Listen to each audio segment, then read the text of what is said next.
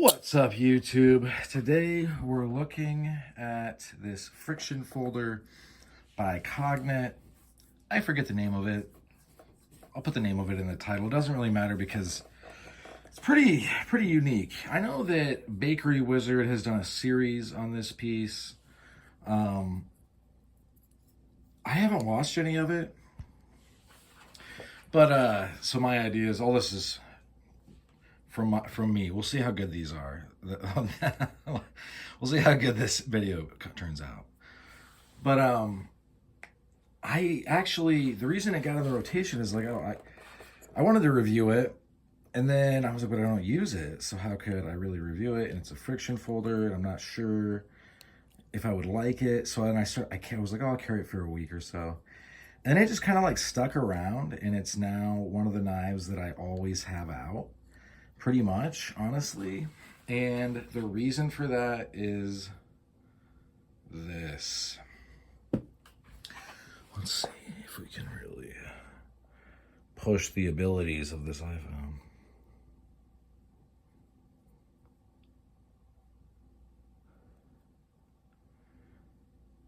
It comes to a very fine tip. That is strong too, though. So, why a friction folder? Well, here's the deal. I honestly don't think of this knife any differently. I almost cut myself right there. Than I would another knife. Even though it does have its own like quirks, you would want to carry this in a slip, or if it's just laying out, be careful with it. But when this thing is fully extended, like, you're talking about having to take it past 90 degrees, right? Like, because it starts to stick right there. And then there's a good bit of resistance. This thing is super ridiculously slicey.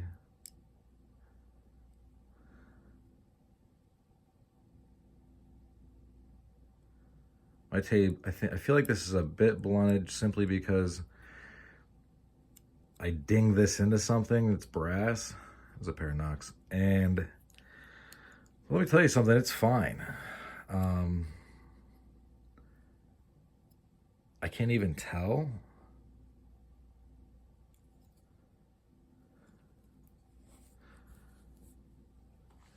And it's maybe... I also really like the profile. I like the lines. I like the way that this is kind of sleeve board-like, this handle. I like the bird's eye pivot. I put a pretty simple lanyard on this. It's just really good to go.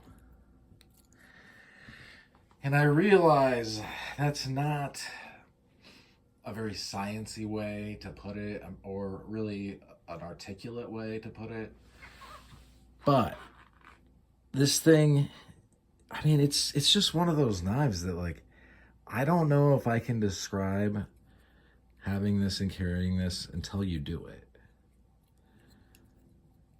It's just like, there's something about it. First of all, it's cool.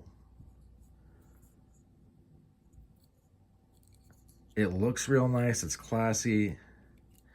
The blade patinas, which I like, but it's not like, I think it's X75. It's not like it's gonna rust on you unless you just like don't wipe it off.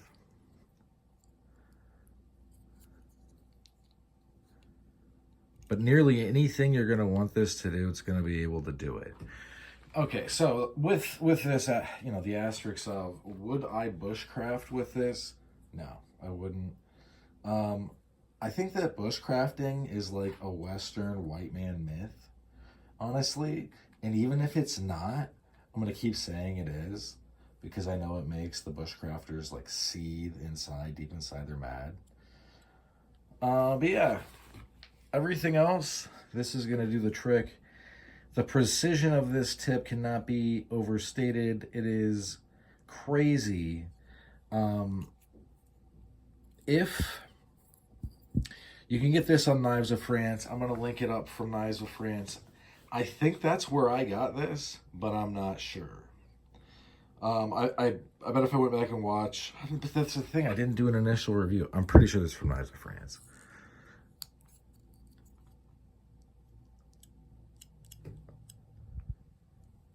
And I get there are a lot of people that what is actually a Western near fetish is absolutely needing the new bleeding edge steel. And no, this isn't Magna Cut. I think it's going to be a good deal tougher.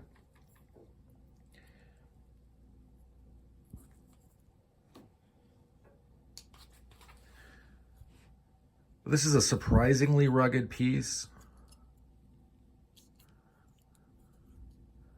that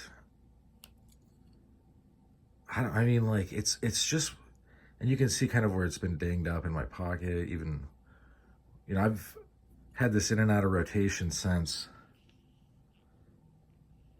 man, it's been like a while. It's been a while. And when this does get put up, this is how I know it's a winner. It migrates back out. Totally on its own, of its own accord. No, I get it back out, obviously. But what I'm saying is that, you know, when I'm moving stuff around, or it's just one of those knives where I'm like, oh, why did I put this away? Like, why? Like, oh, you know, like I want to carry something different today, or like, oh, I need that one knife with that super pointy tip.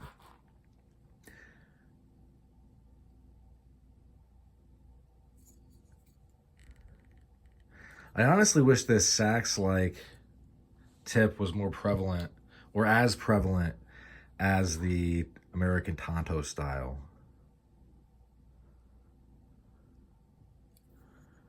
But yeah, this is just like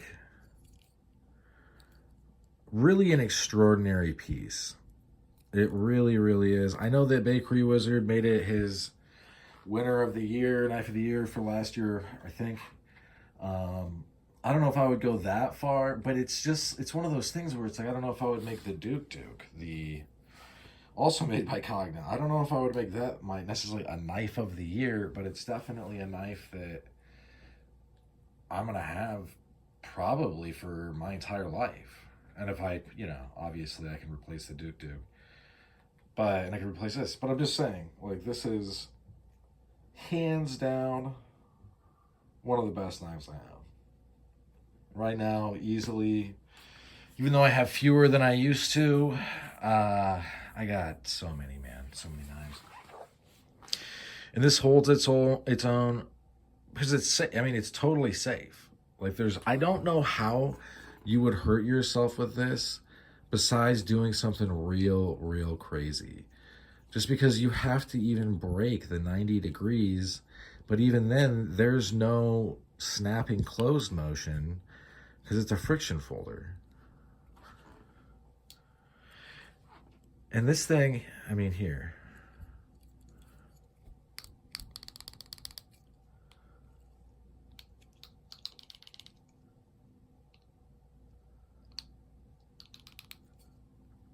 There we go. I can bear. It's whatever that movement is. This right here. It's not, and there's no wiggle in this blade. Like, we're talking about the movement itself is kind of flexing a little there. Would I get this in horn? I don't know. I would see if I like this first. But I can honestly tell you, in a world full, listen, okay, I'm gonna restate that. In a market that contains such contenders as Jack Wolf knives, really fancy knives from France, etc., Great Eastern Cutlery, customs, this piece kind of does, at least for me, stand alone in a lot of different ways. I'm going to try to pick up the other piece like it that Knives of France has that isn't. It's the same style of friction folder, but it has a different blade shape and a different handle. But man, it's hard to beat this It's just a super ubiquitous blade shape. And although there's not a ton of belly, there is some belly.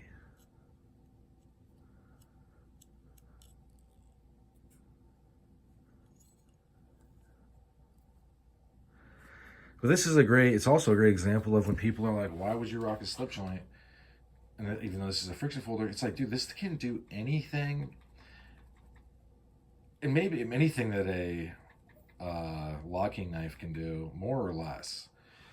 And I get people, you know, it's going to raise some hackles, but it's... Am I saying I would process an entire deer with this? No, but you know what? I bet I could. I bet I could. Without breaking this. And I probably wouldn't even need to resharpen it or touch it up that much. So yeah, if you've been... I mean, you've probably seen Bakery Wizards, but if you have been waiting for another voice to be like, that knife's awesome, this knife is awesome. And it's interesting because it's kind of like, one time Nick Shabazz said that a certain watch like made his brain hurt because it's an inexpensive watch, but it does everything so well that we want out of expensive watches. And I feel like this is that way, because this is probably around $100. You're talking about something shipped from another country. The people in that country, not only they make it and they get a living wage, the knife industry in France is pretty tightly controlled. There's a lot of rules and regulations. There's a lot of unions. So this isn't going to be BS. And it's getting here, and then, I mean, like, it's just one of those things, man. And I don't think I've ever put this on the rods. I use rods to sharpen because it's super duper easy. I think I have stropped it a few times, and I may have put it on I don't know. I don't think so, though. The grind on this is great. You can see it's a shallow hollow grind.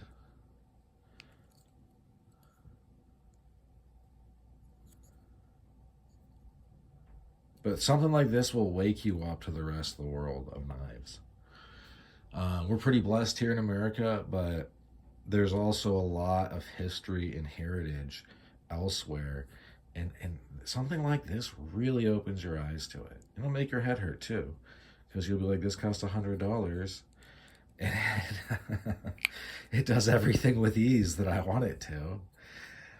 Why are these other knives so expensive? Also, this is a very good size blade. It's long and it's helpful, but it gets real thick, as you can see. In any event, that's about all she wrote for this one. Thanks for sticking with me to the end, and I hope you folks have a good rest of your day. Bye now.